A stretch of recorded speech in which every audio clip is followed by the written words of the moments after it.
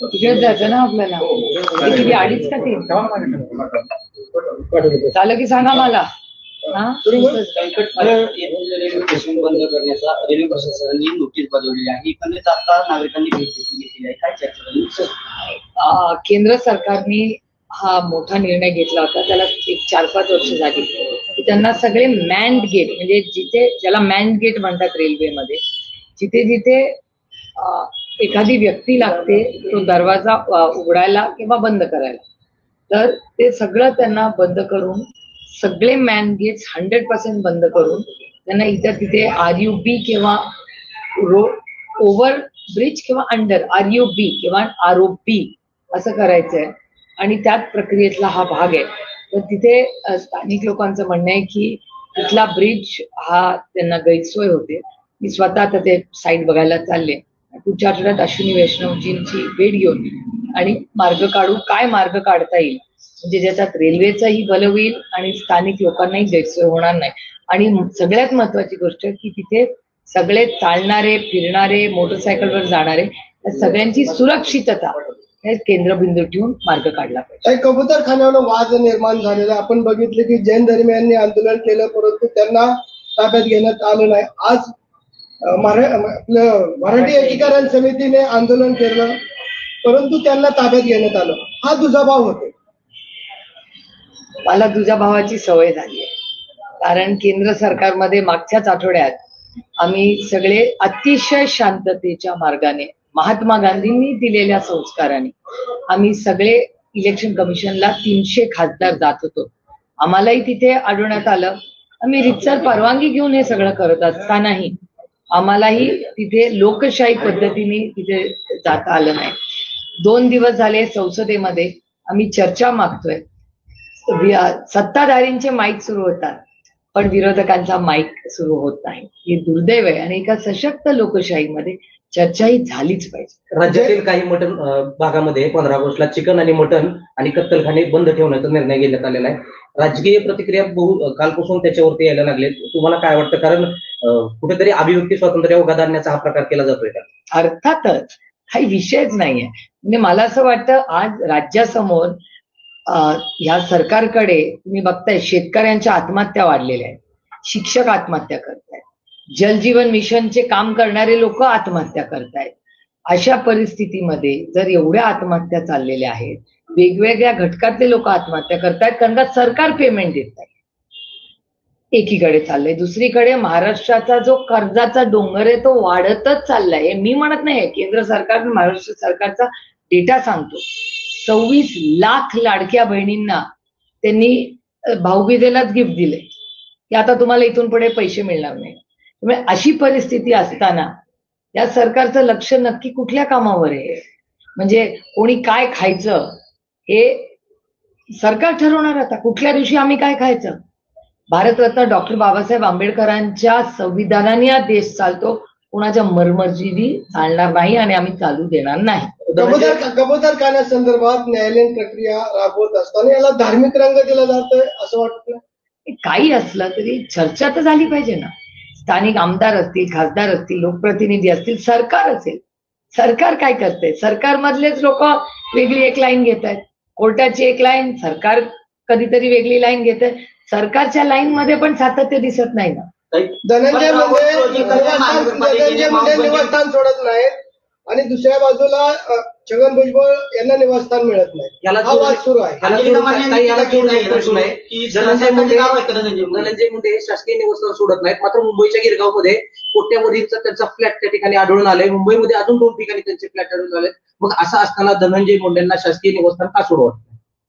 हा प्रश्न मला विचारायच्या ऐवजी मी माननीय मुख्यमंत्र्यांना विचार, कारण का त्यांच्या सरकारचा हा निर्णय. मला त्याचं उत्तर त्यांना द्यावं लागेल. शरद पवारांनी जो दावा केला होता की निवडणुकीआधी मला 2 जण येऊन भेटले होते, तर ह्या वक्तव्यावरून आता अजित पवारांनी खरं तर शरद पवारांवर निशाणा साधलाय. अजित पवार असं म्हणतायत की त्यांनी बारामती लोकसभेचं उदाहरण दिलं, विधानसभेचं उदाहरण दिलं. मला ज्या वेळेस माझ्या कॅन्डिडेटला लोकसभेला कमी मतं मिळाली त्यावेळेस विरोधातला कॅन्डिडेट निवडून आला, अर्थात तुम्ही निवडून आला. मग विधानसभेला तरी देखील लोकांनी मला 1 लाख मतांनी निवडून दिलं. मग असं असताना विरोधक पुन्हा म्हणतील मी त्या ह्याच्यामध्ये घोटाळा केलेला आहे. कसं बघताय वक्तव्याकडे? हा एक विषय एका मतदारसंघाचा विषयच नाहीये. तुम्ही जर राहुल गांधींची प्रेस कॉन्फरन्स बघितली आणि तुमच्याच चॅनलनी ज्यांची नावं राहुलजींनी झाली, इथे तुमचंच चॅनल त्या घरी गेलंय ना. तुमच्याच चॅनलनी मला दाखवलं की एका घरात तेवढे लोक राहतच नाहीत.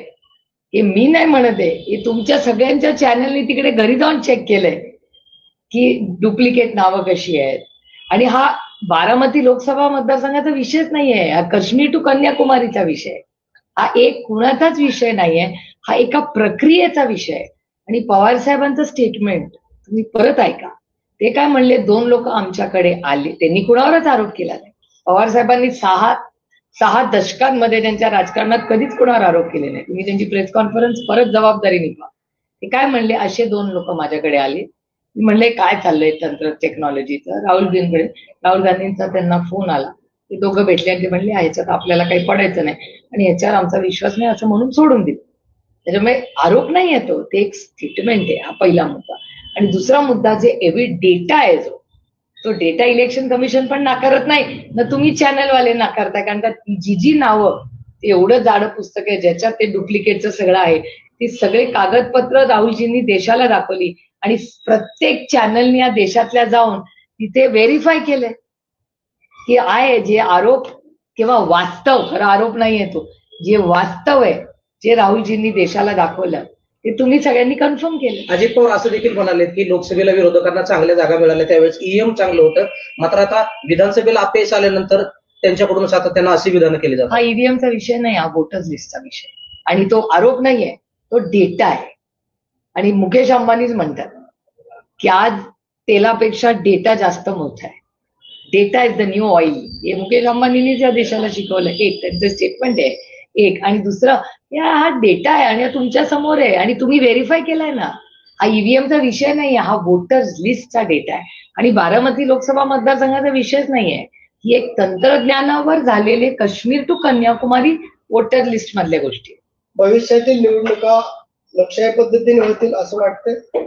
नाही, आमची एवढीच मागणी आहे की ही जी नावं आहेत किंवा ही जी प्रक्रिया आहे ही पारदर्शक व्हावी. जर तुम्हाला जर एक मत आणि मला एक मत, तर प्रत्येक व्यक्तीला एकच मत असलं पाहिजे ना. आपला संविधान काय सांगतो, आपला देश संविधानाने चालतो. तर जर तुम्हाला एक मत, मला एक मत, प्रधानमंत्र्यांना एक मत, सलमान खानला एक मत, सगळ्यांना समान नाही ना आहे. माधुरी दीक्षितला पण एकच मत. त्याच्यामुळे सगळ्यांना एकच मताचा अधिकार आहे, तर प्रत्येकाने एकच मत द्यावं. आणि जर असेल तर फॉर्म्स मध्ये एका घरात चुकीचे पत्ते, चुकीची आधार कार्ड, खोटी आधार कार्ड, हे तर तुमच्याच चॅनलनी दाखवलेले, तुमच्या सगळ्या चॅनल्सनी व्हेरीफाय केलंय. जे राहुलजींनी त्यांच्या प्रेस कॉन्फरन्स मध्ये दाखवलं हे तुमच्या सगळ्यांच्या चॅनल्सनी त्या घरामध्ये दारामध्ये जाऊन वास्तव दाखवलंय की नाही देशात. म्हणजे दूध का दूध, पाणी का पाणी, साफ आहे. योगेंद्र अडवाणी काल 2 जे आहेत ते मयत दाखवले होते, ते कोर्टासमोर हजर केले. कसं बघता या सगळ्या? म्हणजे मी तुम्हाला खरं सांगू का, मला काहीच आश्चर्य वाटत नाही. कारण का या गोष्टी कानावर येत होत्या, नंतर त्याचा सगळा स्टडी, कारण का मी एकटं करण्यावर कधी आरोप करतच नाही. कारण का माझं म्हणणं आहे की जे काय व्हावं ते पारदर्शकपणे डेटा ड्रिव्हन व्हावं. त्याच्यामुळे डेटा दाखवतोय ना, त्याच्यामुळे वेगळं काय बोलायची गरजच नाही. Data speaks loud. आम्हाला अपेक्षित निवडणूक आयोगाकडून आहेत की उत्तर पूर्व बीजेपी भारतीय जनता पार्टीच्या नेत्यांकडून दिला जातात असा आरोप केला. नाही, हे रोहितचं स्टेटमेंट आहे, तुमच्याच चॅनलवरचं आहे. जे खरं आहे, एकीकडे भारतीय जनता पक्ष असं म्हणतात की ती स्वायत्त संस्था आहे. ती जर स्वायत्त संस्था असेल तर कुठल्याच, आम्ही पण नाही बोललं पाहिजे, त्यांनी पण बोललं ते काय गरज नाही ना डिफेंड करायची. जर ती संस्थाचा सरकारचा काही संबंध नाही तर मग सरकारने काय बोलायचीच गरज नाही. आरबीआय, इलेक्शन कमिशन आहे, या संस्था स्वायत्त संस्था आहेत आणि तशाच राहिल्या पाहिजेत हा आमचा आग्रह आहे. लॉजिकल असेल भक्तीपत आहे का? कारण आमचं एवढंच म्हणणं आहे की तुम्ही याची सगळ्याच्या लिस्ट चेक करा. जी डबल नावं आहेत, खोटी नावं आहेत, चुकीचे आहेत. आणि आजकाल तंत्रज्ञानामुळे एवढं मोठं तंत्रज्ञान आहे, त्या तंत्रज्ञानमध्ये किती मला सांगा. आता तुम्ही पण सगळे तंत्रज्ञान, तुम्ही पण फॉर्म भरता. आता मला आश्चर्य वाटतं 4,800 कोटी रुपयाचा हा जो घोटाळा झालाय लाडकी बहीण योजनेमध्ये, तुम्ही मला विचार करून सांगा, तुमच्या सगळ्यांची मुलं आहेत, तुम्ही पण कुठल्या ना कुठल्या स्कीम मध्ये फॉर्म भरत असाल, तुमचा फॉर्म रिजेक्ट नाही होत. 0.1% साठी फॉर्म, 0.1% साठी आपलं काही चुकलं तर रिजेक्ट. पीक विमा शेतकऱ्याचा थोडस काही कमी जास्त फोटो आला, रिजेक्ट. कुणाची स्कॉलरशिप असेल, ST SC, रिजेक्ट. मग अशा वेळी जेव्हा सरकारला पैसे द्यायची वेळ असते हक्काच्या माणसाला, शेतकऱ्याला, कष्ट करणाऱ्याला, तेव्हा फॉर्म रिजेक्ट होतात. लाडकी बहीण योजनेमध्ये 26, आणि तुम्हीच चॅनलनी कव्हर केलं, मी तर माझ्या कल्पनेतल्या गोष्टी नाही.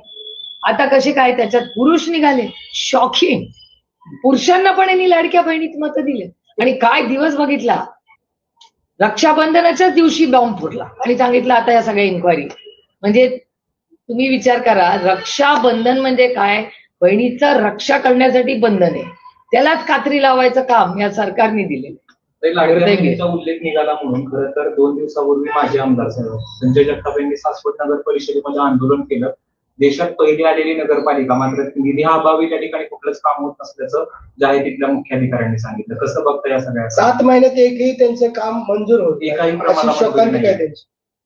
सत्ता कुणाची आहे? सत्ता जे सत्तेमध्ये त्यांनी त्याचं उत्तर दिलं पाहिजे ना.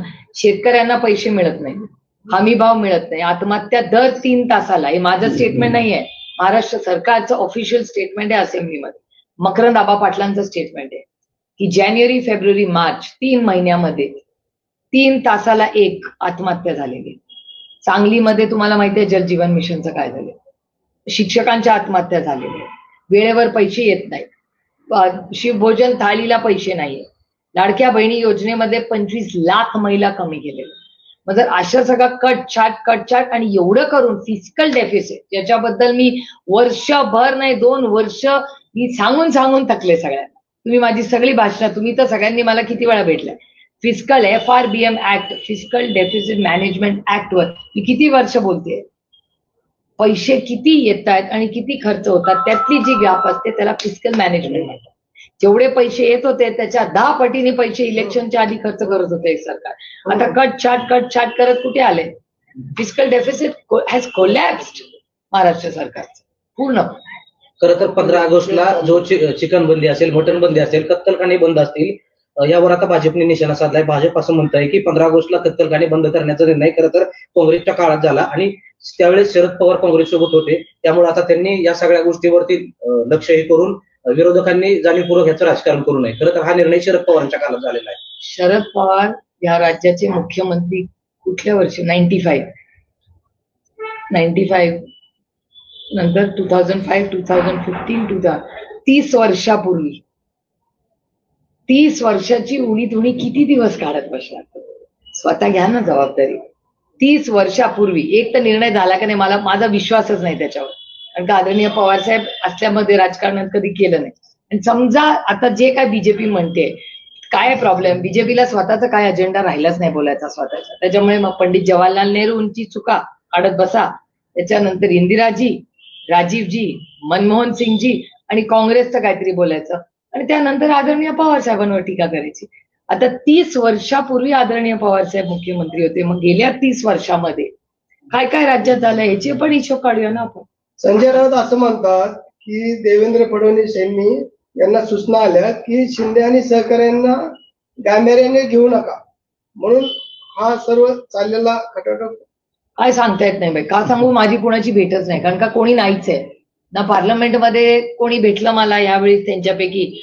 आणि मला तुमच्याच चॅनलवर मी पाहिलं की शिंदे साहेब काश्मीरला गेले, आणि मला वाटतं ते भरत गोगावले पण कॅबिनेटला होते, त्यांचे काही लोक, ते कोण दिल्लीला होते, काय होते, मला काही दिल्लीत दिसले नाही ते कोणी, पण माहिती नाही ते कुठे आहेत. त्याच्यामुळे हे सगळं तुमच्या चॅनलवरच कळतो. आम्ही आमच्या कामात इतके. तुळजाभवानीच्या शिखरावरून वाद सुरू झालेला आहे. आज पुरातत्व विभागाचा अहवाल सादर होणार आहे की खरंच या म्हणजे शिखर पाडण्याला विरोध होतोय.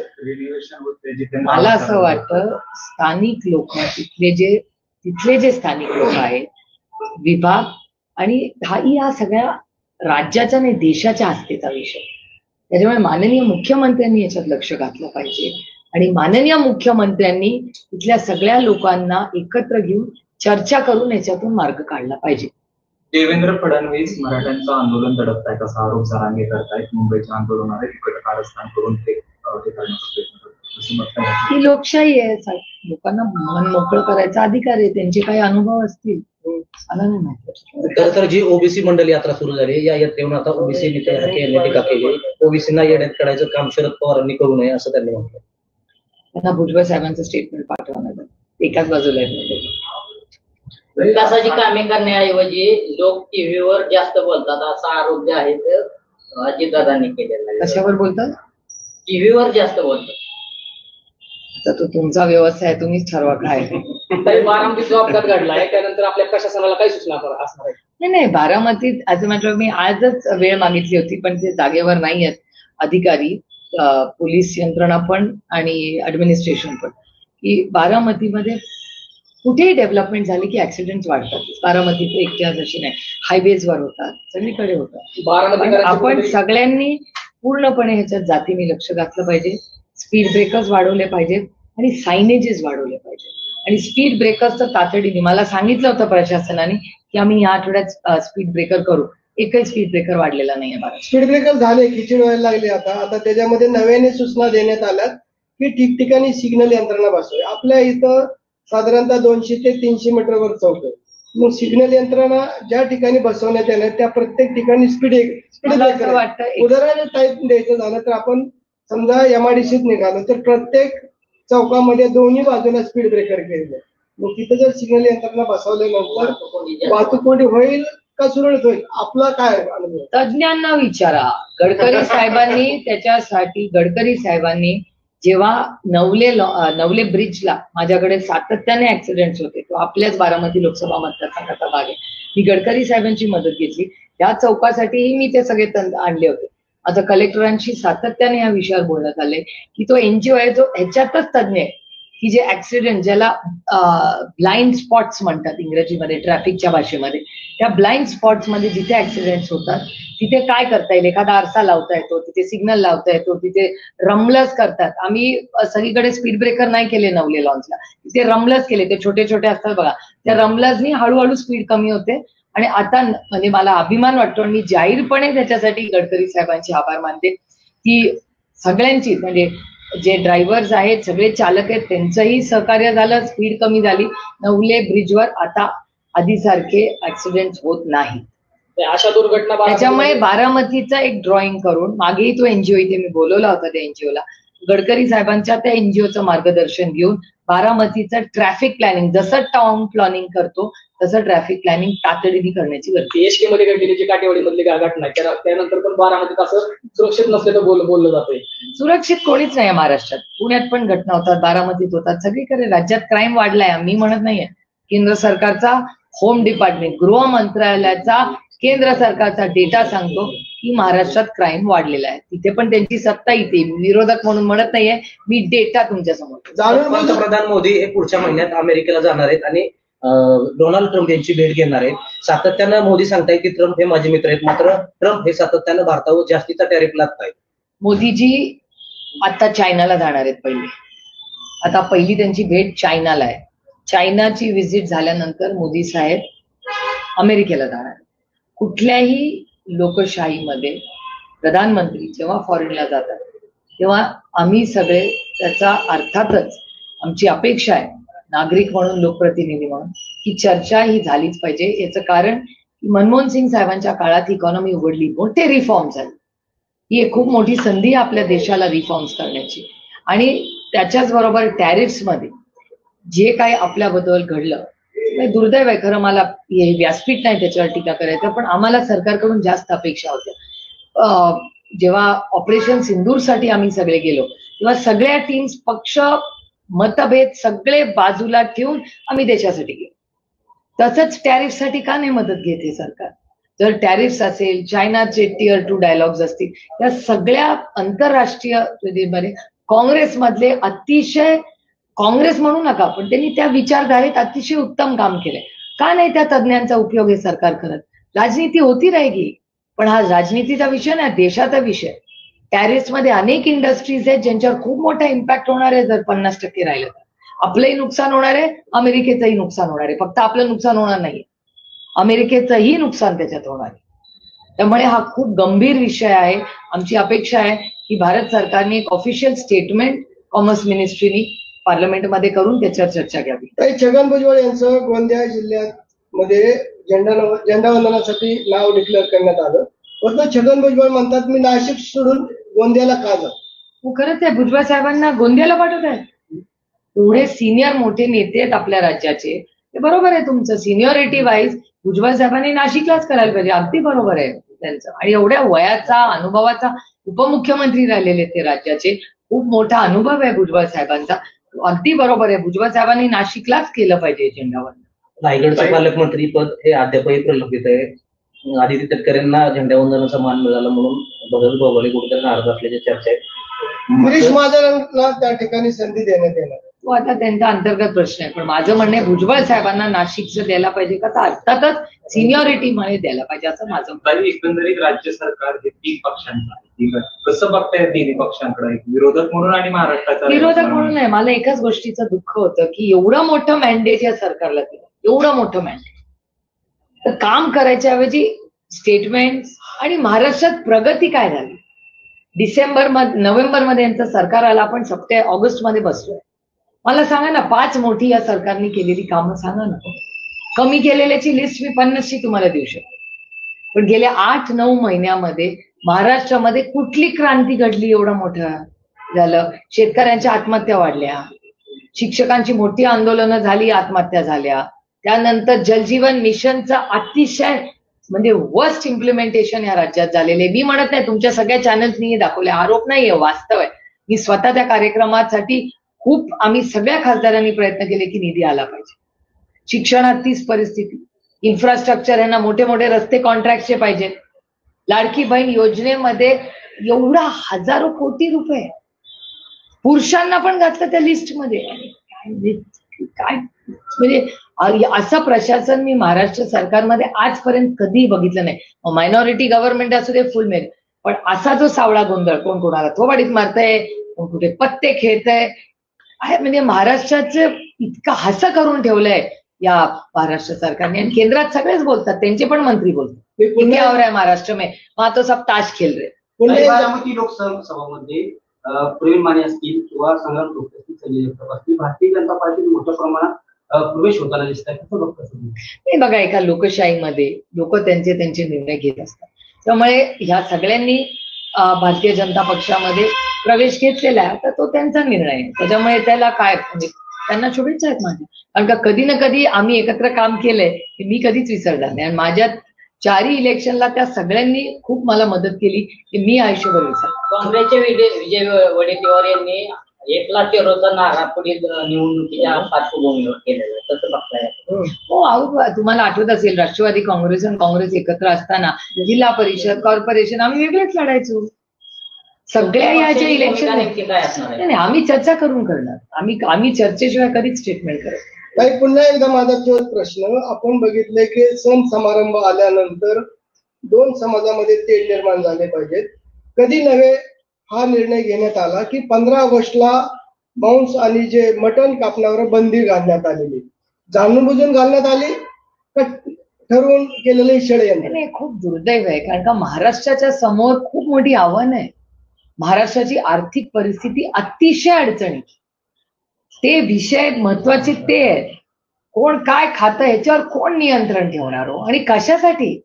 कधीच आपल्या संस्कृतीत हे बसलेलं नाही. ज्याला जे खायचंय, ज्या दिवशी खायचंय तुझं तू बघ ना बाबा. आता त्याच्यात पण सरकार लक्ष घालत बसणार. आम्ही त्याच्यामुळे दुर्दैव आहे की ह्या विषयांमध्ये लक्ष घालण्यापेक्षा या सरकारने लाडक्या बहीण योजनेमध्ये जो मोठा घोटाळा झालाय तो पारदर्शकपणे आपल्याला राज्याला सांगितला पाहिजे. शेतकऱ्यांच्या दर 3 तासाला 1 शेतकऱ्याची आत्महत्या होते, ह्याच्यात काय करताय सांगा. आमच्या शेतकऱ्यांना हमी भाव द्या. जलजीवन मिशनचं काम ज्याचा एवढा मोठा घोटाळा झालाय ते नीट करा. हे सगळं करायला पाहिजे या सरकार. आणि हे नको त्या विषयांमध्ये डायव्हर्ट करून लक्ष नाही या सरकारचे. दुर्दैव आहे की एवढं मोठं मतदान या सरकारला मिळालं, पण 8 महिन्यात काय मोठी क्रांती केली या सरकारने? शून्य. खरं तर ताई, भाजपचं गेल्या अनेक वर्षांपासून मिशन बारामती लोकसभा हे सुद्धा आहे. आता लोकसभा जिंकण्यासाठी भाजपनं खरं तर अनेक दिग्गज नेते ज्यांनी तुमच्यासोबत काम केलंय त्यांना आपल्या ताफ्यात घेतलेलं आहे. तुम्हाला वाटतंय का की येणाऱ्या कालावधीमध्ये भाजप बारामती लोकसभा काबीज करण्याच्या तयारीने या सगळ्या त्यांनी गोष्टी केलेल्या? प्रत्येक जण आपले सीट वाढवायला प्रयत्न करतच ना.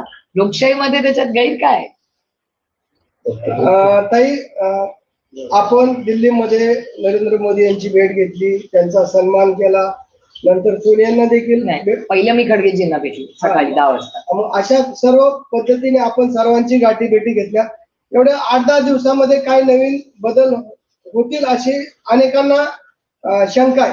काय होईल? एक तर मी दिल्लीला जेव्हा जाते तेव्हा प्रत्येक मंत्र्याला भेटते, कारण का बारामती लोकसभा मतदारसंघ आणि महाराष्ट्राची अनेक कामं प्रलंबित असतात आणि मी प्रत्येक फोटो टाकते.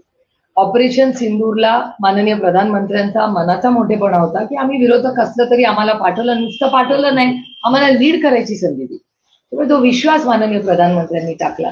त्याचे आभार मानण्यासाठी मीही गेले, कनिमोळीही जाऊन आल्या, प्रियांका चतुर्वेदीही जाऊन आल्या.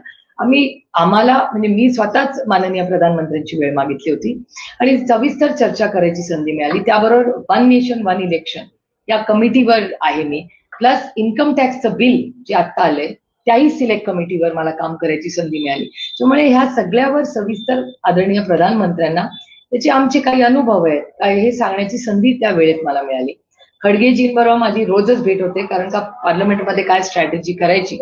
आणि माननीय सोनियाजींना हँडलूमची फार आवड आहे आणि महाराष्ट्र आणि त्यांना कधी बघा त्यांनी भारतातल्या अतिशय चांगल्या जे म्हणजे त्याला आपण विवर्स म्हणू त्यांना नेहमीच त्यांनी खूप मोठी संधी दिलेली आहे. त्यामुळे पैठणी आणि वर्ल्ड हँडलूम डे म्हणून या सगळ्यांची गाठी भेटी त्या दिवशी घेतली आणि वर्ल्ड हँडलूम आपल्या पैठणी साडीला अजून आपल्याला राष्ट्रीय पातळी आणि आंतरराष्ट्रीय पातळीवर आपण आपल्या पैठणीची एक वेगळी ओळख देऊन तिला इंटरनॅशनल लेवलला कसं नेऊ शकतो, तिथल्या व्हिवर्सला काय संधी देऊ शकतो, याच्यासाठी त्या सगळ्यांच्या मी भेटी त्या दिवशी घेतल्या. आपल्याला 9 ते 10 वेळा संसद रत्न पुरस्कार मिळालेला आहे, परंतु आपण पाहतोय की कोविड नंतर जे रेल्वेच्या सुविधा होत्या की ज्येष्ठ नागरिकांसाठी आणि जे अधिस्वीकृती पत्रकार असतील यांना 50% सवलत होती, परंतु या सर्व सवलती बंद केलेल्या आहेत.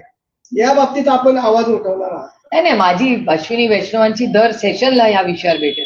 आमची विनंती आहे की तुम्ही गाडीचे थांबे वाढ जेजुरीला असेल, दौंडला असेल, दौंडला आपलं म्हणजे आमचं सरकार असताना 150 गाड्या थांबायच्या दौंड स्टेशनला, दौंड जंक्शन म्हणायचे, मला आठवत असेल. आता जेमतेम 50-60 गाड्या थांबतात दौंडला, दौंड स्टेशनला. नीरा, जेजुरी, आमची मागणीच आहे ना, नीरा, जेजुरी, दौंड, बारामती सगळीकडे आणखीन गाड्या द्या आम्हाला, भिगवणला आणखीन गाड्या द्या, स्टॉपेजेस द्या. पण हे रेल्वे मंत्रालय म्हणतं की आम्ही सगळीकडे देशात स्टॉपेजेस कमी केले, आम्हाला एफिशियन्सी वाढवायची. ते एफिशियन्सी वाढवायची बरोबर आहे त्यांचा मुद्दा, पण दौंड सारख्या ठिकाणी, भिगवणच्या ठिकाणी, नीराला असेल, जेजुरीला असेल, तिथं थांबलं तर पाहिजेच ना. लोकल ही ट्रेन कुणासाठी आहे? तर ह्या देशातल्या कष्ट करणाऱ्यांसाठी. त्याच्यामुळे थांबे असलेच पाहिजेत. ती विमान नाहीये, ती ट्रेन आहे. गरीब रथ करा. माझा काही विरोध नाही त्यांच्या त्या नवीन जोरात जाते त्या ट्रेनला, काय त्याचं नाव आहे, वंदे भारतला माझा विरोध नाही, जरूर वंदे भारत करा, पण प्रत्येक वंदे भारत बरोबर 5 गरीब रथ तरी ठेवा देश कष्ट करणाऱ्यांचा, तर ते करा.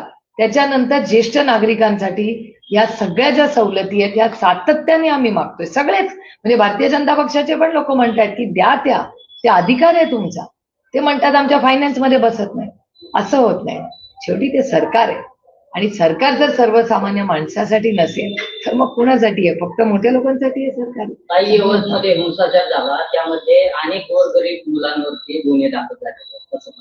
पण दुर्दैवी आहे. म्हणजे मी तेव्हाही कधी मी एकही स्टेटमेंट तेव्हा केलं नाही. मी फक्त हात जोडून विनंती केली की बाबा शांतता टाका. मी स्वतः अप्पासाहेब पवार माझे सहकारी त्यांच्याशी बोलले, मी राहुल कुलांशीही बोलले. त्यावेळी राहुल कुल, मी, अप्पासाहेब पवार आम्ही सगळ्यांनी एकत्र मिळून ठरवलं होतं की हे राजकारण तर चलता रहेगा, पण आता आपल्याला आपलं दौंड हे शांत ठेवलं पाहिजे. मग अनेक वेळा माझी राहुल कुलांची बोलायची संधी झाली, स्थानिक आमदार म्हणून, तिथले स्थानिक अनेक पक्षाचे नेते, पदाधिकारी, सहकारी, त्या सगळ्यांची मी चर्चा केली की बाबा आता ही राजकारण 5 वर्षांनी होईल, पण आता आपलं दौंड तालुका हा सुसंस्कृत तालुका आहे, हा आपलं यवत आहे, आपलेच लोक आहेत. आणि दुर्दैव हे काय होतं की बाहेरून कोणीतरी येतं, काहीतरी बोलून जातं, त्याचा बिचारा गरीब कष्ट करणारा आहे ना, त्याचे हाल होतात.